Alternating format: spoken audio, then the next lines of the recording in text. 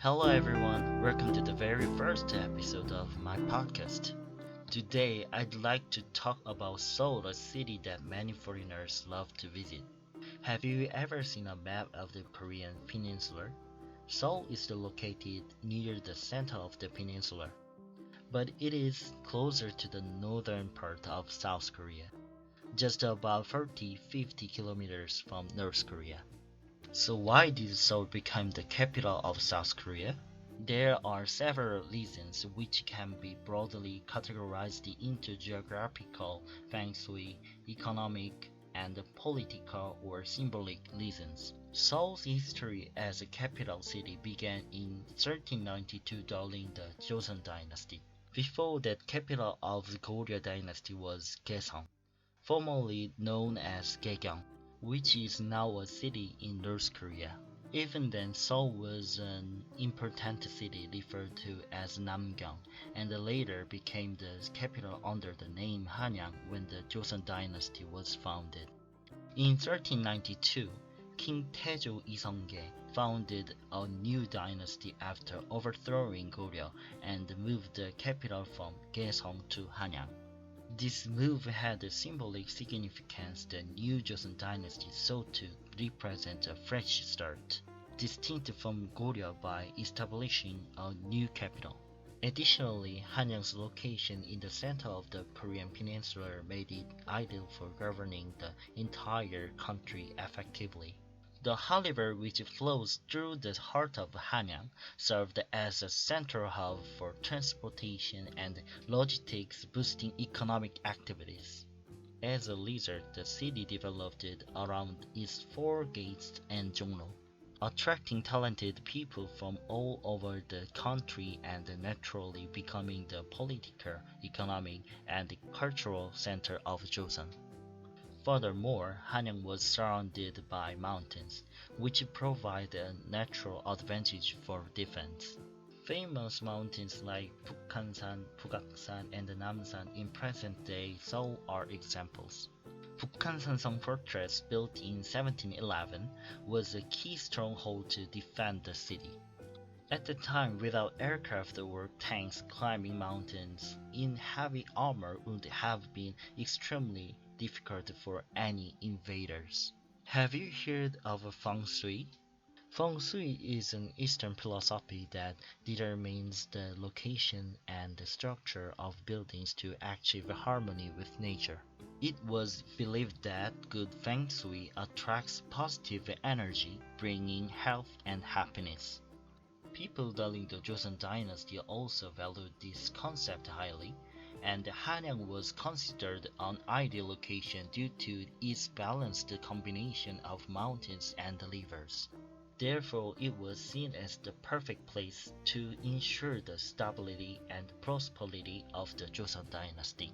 During the Japanese colonial period starting in 1910, Hanyang was renamed Gyeongsang in Japanese, but it still functioned as the central city of the Korean peninsula. After liberation in 1945, at the end of World War II, Korea was freed from Japanese rule but immediately came under the influence of the Cold War. The US and the Soviet Union divided Korea along the 38th parallel, with Seoul becoming the capital of South Korea, located just south of this line. In 1948, the government of the Republic of Korea was established in Seoul, while the Democratic People's Republic of Korea was established in Pyongyang. With two governments formed under different political systems and ideologies, the Korean peninsula was divided, and Seoul stood at the forefront of the Cold War. When the Korean War broke out in 1950, Seoul became a battleground, suffering through multiple occupation and recaptures. After the war, with the help of many countries and the efforts of its people, Seoul quickly rebuilt itself and grew into the modern and global city it is today. However, Seoul remains close to the reality of division, a city that holds both historical scars and hopes for the future. Finally, what I want to say to my foreign listeners is that Seoul is a city where the past and the present coexist. In this place where historical heritage and modern development harmonize, you can experience Korean tradition by walking through ancient places and Hanok villages, while also enjoying the beautiful scenery of Seoul along the Han River. Seoul is the best place to understand both Korea's past and present, so I highly recommend visiting and experiencing this beautiful culture and history for yourself. Thank you for listening to my first podcast. I will return with more episodes to help you enjoy Korea even more. See you in the next episode. 안녕하세요 여러분. 저의 첫 번째 팟캐스트 에피소드에 오신 것을 환영합니다. 오늘은 외국인들이 많이 찾는 도시 서울에 대해 이야기해 보려고 합니다. 여러분 혹시 한반도의 지도를 본 적이 있나요? 서울은 한반도의 중앙에 위치해 있지만 대한민국에서는 북쪽에 더 가깝고 북한과는 불과 40에서 50km 정도 떨어져 있습니다. 그런데 왜 서울이 대한민국의 수도가 되었을까요? 여러 가지 이유가 있는데 크게 나누면 지리적, 풍수지리적, 경제적, 그리고 정치적, 상징적 이유가 있습니다. 서울의 역사는 조선시대인 1392년부터 본격적으로 시작됩니다. 조선시대 이전의 고려의 수도는 개성, 옛날 이름으로는 개경이었습니다. 개성은 지금 북한에 있는 도시죠. 그 당시에도 서울은 남경이라고 불리며 중요한 도시였고 이후 조선이 건국되면서 한양이라는 이름으로 수도가 되었습니다. 1392년 태조 이성계는 고려를 멸망시키고 새로운 왕조를 세우면서 개성에서 한양으로 수도를 옮겼습니다. 여기에는 상징적인 의미가 있었는데 새로운 왕조인 조선은 고려와 차별화된 새로운 출발을 상징하기 위해 수도를 옮긴 것입니다. 또한 한양은 한반도의 중앙에 위치해 있어 전국을 균형 있게 통치하기에 매우 유리한 지리적 위치였습니다. 한양의 중심부를 흐르는 한강은 교통과 물류의 중심지의 역할을 하며 경제 활동의 중심이 되었죠. 그래서 사대문과 종로를 중심으로 도시가 발전했고 전국의 인재들이 모여들면서 한양은 자연스럽게 조선의 정치, 경제, 문화의 중심지로 자리 잡게 되었습니다. 더불어 한양은 산으로 둘러싸여 있어 방어에 유리한 지형을 가지고 있습니다. 지금 서울에서 유명한 북한산, 북악산, 남산이 그 예입니다. 북한산에는 1711년에 만들어진 북한산성이 있는데 이는 한양의 도성을 방어하기 위한 중요한 요새였습니다. 그 당시엔 전투기나 탱크가 없었기 때문에 무거운 갑옷을 입고 산을 오르는 것은 적군에게 매우 힘든 일이었을 것입니다.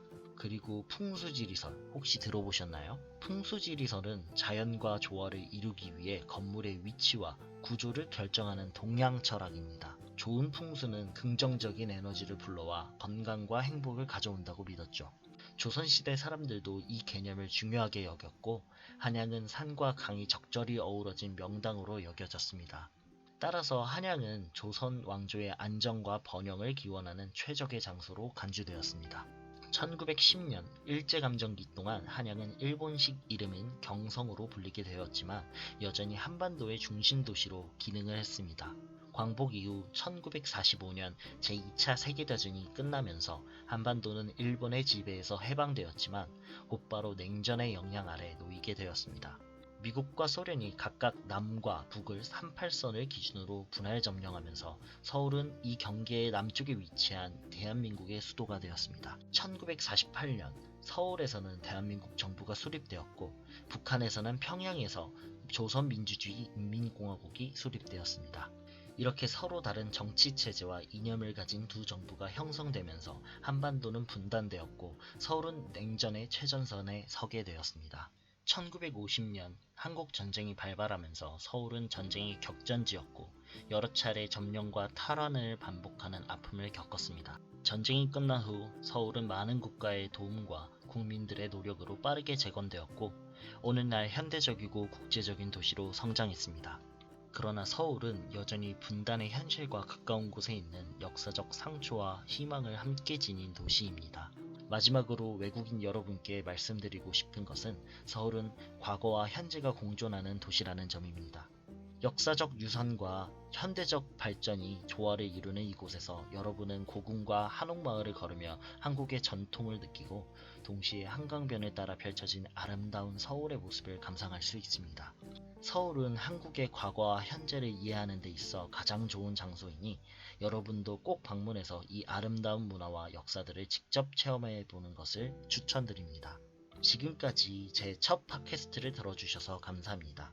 한국을 더욱 즐길 수 있게 해주는 에피소드로 돌아오겠습니다. 다음 에피소드에서 만나요.